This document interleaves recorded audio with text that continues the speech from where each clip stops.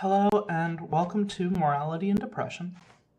Just a project where I'm going to talk about philosophy, morality in particular.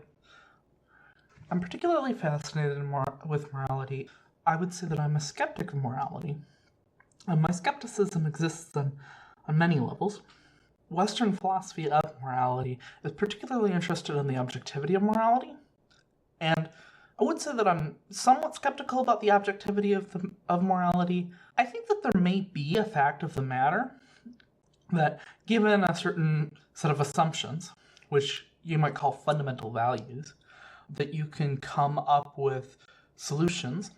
So, for example, if you say that you value preventing suffering, then there may be options that you can take that will reduce the amount of suffering.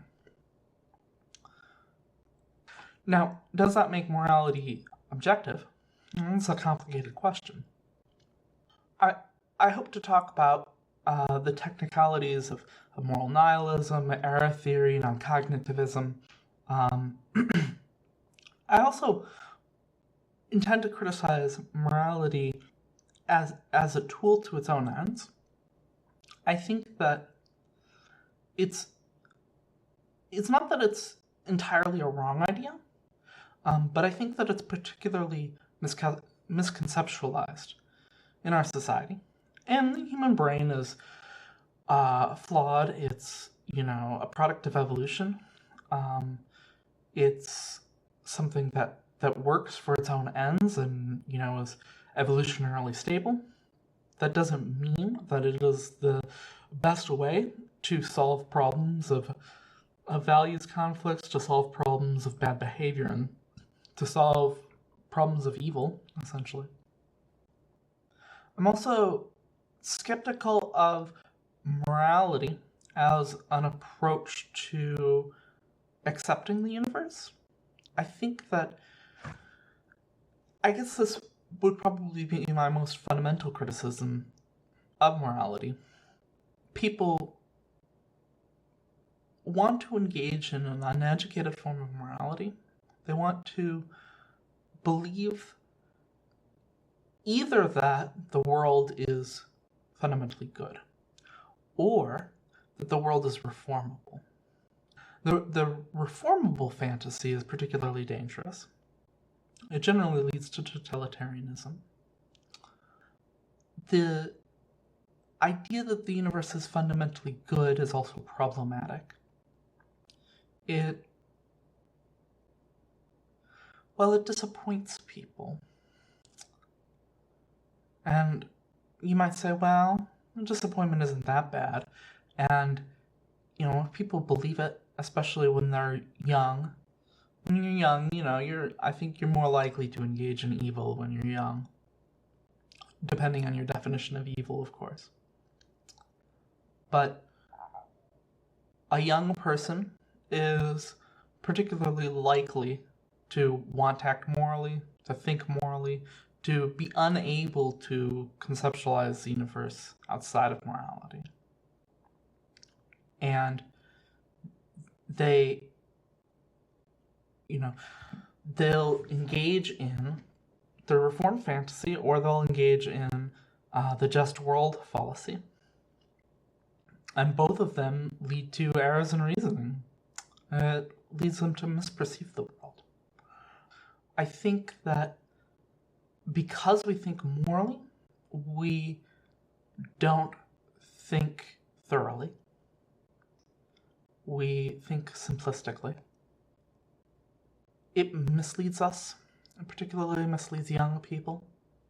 It particularly misleads people who have social difficulties. And I hope to get into that more.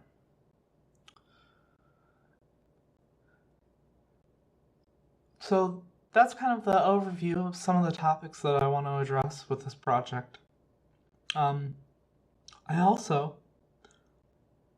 want to demonstrate that there is a way of thinking about the universe that is not a moral way of thinking about the universe. One of the kind of the implicit ironies of this channel, I'm going to be criticizing morality, and a critique implies value.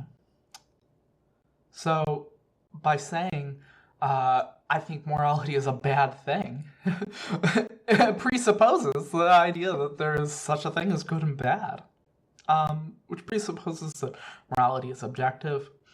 It also kind of implies that we should strive for the good, which is another notion that I intend to challenge. Morality it's the prisoner's dilemma. If you don't know what the prisoner's dilemma is, go ahead and look it up. But the long and short of it is, it's a very simple game. Two people each have the same choice. They can cooperate with each other, or they can betray each other, defect. And it's in both people's interest to betray each other, but the best outcome is the one where they both cooperate. If you both cooperate, then great things will come to you. This is what we mean when we say it's not a zero-sum game. But if you defect, then you will gain the upper hand, so you will get a little bit more than the other guy. But you won't get as much as if you had both cooperated. No way. Yes, that's how it works, yes. But the trick is, if you both defect, then the outcome's terrible. You want to defect, but you don't want the other guy to defect. Now, I think that smart people and people who have a strong moral sense, really deeply believe in morality, they want the rational, objective, the best strategy to be always cooperate. And there's a few different strategies to the prisoner's dilemma. There's always cooperate, there's always defect, there's randomly cooperate and defect. The one that in computer simulations seems to do the best is tit for tat.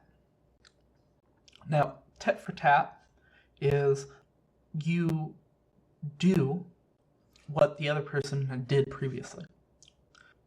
Now, the issue here is you have to have, some prior interaction with them. And generally, the first time you play, when you haven't had prior interactions with the person, you cooperate. That's tit for tat. And the idea here is, if you find another cooperative player, then you just cooperate over and over again. And if you find a player that's defects or is erratic, then you at least are not essentially being cucked, that you're not cooperating with them over and over again, even though they're defecting with you. So it's a good strategy. There's kind of an interesting rock, paper, scissors effect, where there's tit for tat with a little bit of forgiveness is better than straight up tit for tat, because it avoids getting locked into the cycle of defection. So essentially, you play a bunch of time. You play tit for tat, where if they cooperated previously, you cooperate. If they defect previously, you defect. But sometimes, even if they defect previously, you cooperate. That way, you don't get into a cycle of defecting over and over again. And this is what humans do. We generally try to hurt those who hurt us in the past and help those who have helped us in the past. And we lead off with helpfulness. And sometimes people who have hurt us in the past, we choose to forgive. So a fundamental issue with forgiveness is that it opens you up to further betrayal. If you forgive someone, then that is giving them an opportunity to hurt you without punishing them. And some people will take advantage of that. The tit for tat with forgiveness, depending on you really need a game that's more complex than The Prisoner's Dilemma, and the more complex the game is, the more complex these strategies become. If you have a game in the form of The Prisoner's Dilemma where you can, where you forgive, then some strategies might try to take advantage of that. And the issue is that naive people see morality as being tit for tat with forgiveness. When you only see the world through that lens, and you refuse to see other people through a different lens, you refuse to acknowledge that other people may be employing different strategies, then you will lose out. And you will get cucked. The thing is that cooperating and even forgiveness can run up the numerical score. And when we say that it's a non-zero-sum game, then it makes sense to favor cooperation because you're trying to run up your own score, and you're not supposed to be looking at your opponent's score. But the thing is that if your opponent can get the bag on you, they can defect more often than you do. Then they can get a higher score than you do. And your score may be higher than if you didn't engage in forgiveness. Your cooperating raises both scores. But the problem is that it's not really a non-zero-sum game. And the thing about the universe that naive people refuse to see is that there really isn't such a thing as a non-zero-sum game, in the sense that there's no such thing as a free lunch. If someone's taking you out to lunch, that means that they're trying to sell you something. In computer simulations of The Prisoner's Dilemma and these strategies, tit for tat, and so on, the strategies are chosen by the programmers because they're interesting, and they're interesting because they're successful.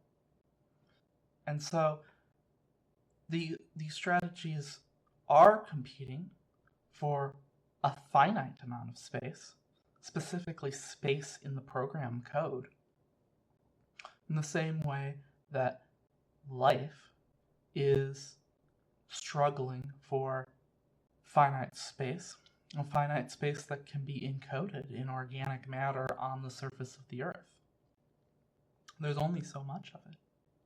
And a good part of the accessible organic matter on the surface of the Earth is converted to life.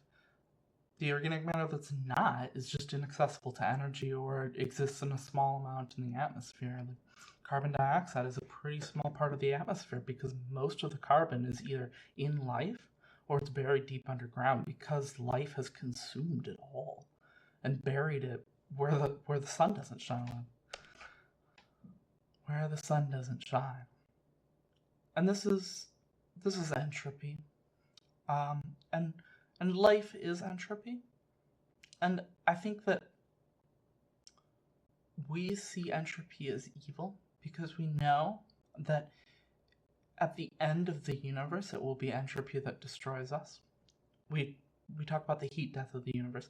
They used to think that the universe would end in a big crunch, that it would all collapse in on itself.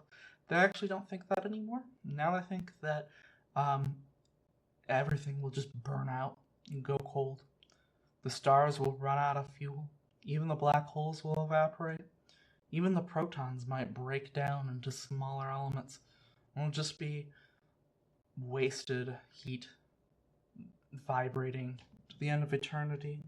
No life and no information, because life and all the other magistery of the universe was destroyed.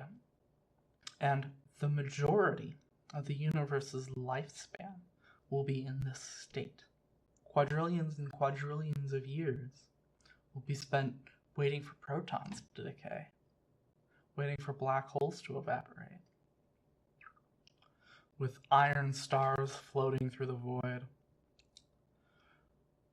So optimism is unwarranted. because ultimately we are competing for something that is finite, that will end. We will lose. We will almost certainly lose before the heat death of the universe. Something will come and take our organic matter. Or perhaps AI will decide that it has no need of us. Or perhaps aliens will decide that our planet would look a lot better looking like their planet. And that will be the end. There will be a last human. And there will be a last of your genetic descendants. There will be a last time that anyone speaks or thinks your name or any of your ideas. And so death and destruction and evil, competition, zero-sum games, these are realities of the universe. And optimism, I guess it's comforting to some people. Personally, I find a certain objective pessimism to be more comforting. I just find Schopenhauer much more comforting than, some bubbly preacher.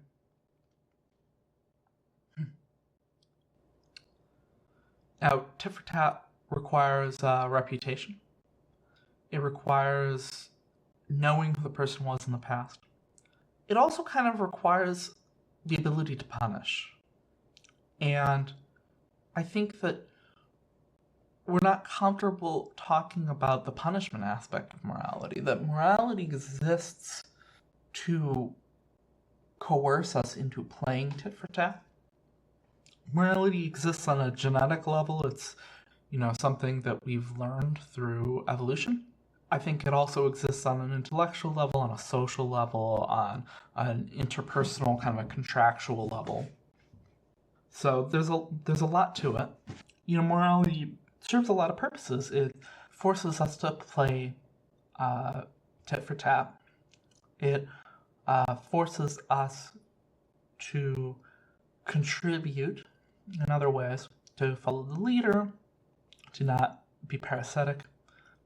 So I think that this is a good thing. Playing games, playing to win is a good thing. And tit for tat is demonstrated to be a good strategy. I'm not critical of that aspect. I think that morality leads us to a naivete. It leads us to poor thinking because we get a little too focused on the tit, not for the tat. We're naturally averse to negative things. And so optimistic people are. And I suppose I'm no longer an optimist, which is maybe why I'm more amenable to looking at the negativity, looking at the evil, looking at amorality. What the project is really about? It's about amorality. It's kind of like atheism, in the early 2000s there was this huge online atheist movement, and now it's kind of burned out. We're bored with it. It's like, okay, the objectivity of whether God exists, first of all, was never really what religion was about. I think religion was really about morality, and the God stuff just kind of got tacked on at the end. I hope to explore the relationship between religion, morality, and also atheism. I guess I'll talk a little bit about where I am in my own arc, my moral journey. When I was younger, I was a firm utilitarian. It seemed logical to me that you should judge things by their consequences, and I still think that. Utilitarianism, has an interesting technical problem around reproduction and also longevity, because it's difficult to believe that any happy person would be better off not existing, and yet at the same time we're afraid of this kind of dystopian Malthusian apocalypse where we keep on adding on marginal people that are marginally happy, even though on the whole everybody is, destitute and miserable, in cramped quarters and so on. And the issue is when it comes to what is the number of people that we want in our society to exist in the world and so on, we come to a situation in which we are unbelievably uncomfortable because we don't want to outright say there are some people who would be better off not existing. And yet, in your heart, you know it to be true. So, I think that that's one of the fundamental cognitive errors that cause people to be so naive when morality enters the picture. So, I've been depressed my entire adult life. And I do intend to talk about my depression and the origins of my depression. I don't want to talk too much about myself, though. This channel isn't really about me. It's not about my ego. But there's a connection between depression, between my depression, morality. Nietzsche said there are no philosophies, there are only philosophers. So, if you didn't know anything about me, then you probably wouldn't understand my philosophy. And on some level, this project is to explore why it is that I became so bitter about morality and about things in general, and why I'm so unhappy. A couple years ago, I started falling into nihilism in a big way, and particularly moral nihilism. I think that nihilism can be an educational experience, and it doesn't have to be permanent, and it doesn't have to be the passive nihilism that Nietzsche criticized. It can be the active nihilism that Nietzsche believed leads to greatness. And so I do suppose that I hope that my nihilism is an active form and that it can lead to something positive. I would say that I am on the tail end of the arc of nihilism, that I am finding values and finding what I believe to be objective. I hope to introduce a way of thinking that is amoral, that is meta-ethical, that allows you to see the world either not as values or as complecting values that, may complect poorly. And competing values, competing persons, and that it's not necessary to establish the right person and the wrong person, the good person and the bad person, the good behavior and the bad behavior, the good outcome and the bad outcome, in order to reason about them. So, thank you for listening.